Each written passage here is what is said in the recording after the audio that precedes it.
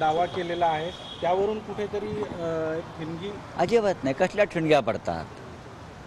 अशा ठिणग्या वगैरे पडतात का? दक्षिण मुंबईची जागा ही शिवसेनेचे खासदार अरविंद सावंत त्या जागेचं प्रतिनिधित्व करतायत गेल्या 2 टर्मपासून. हे गेले 10 वर्ष ती जागा शिवसेना लढते आणि जिंकते, हे आपल्याला माहीत असेल. पण मिलिंद देवरा पण त्या जागेसाठी मला माहीत नाही.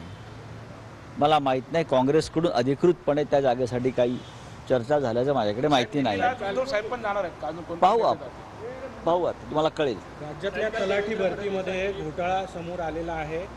विरोधकांनी हल्लाबोल केला, मात्र फडणवीस म्हणतात की विरोधकांनी पुरावे द्यावेत मगच ती बघा, देवेंद्र फडणवीसांनी एकदा जो एव्हिडन्स ॲक्ट आहे तो वाचावा.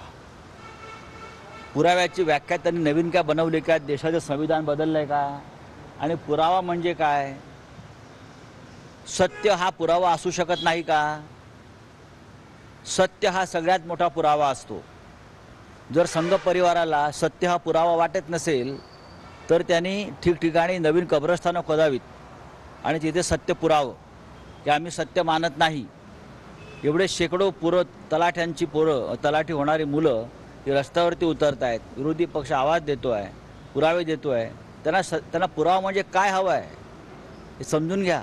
हे इतके निर्लज्ज लोक आहेत सरकारचे, हे पुरावे मागतायत अशा गोष्टीमध्ये. त्यांना काय पुरावे हवे आहेत?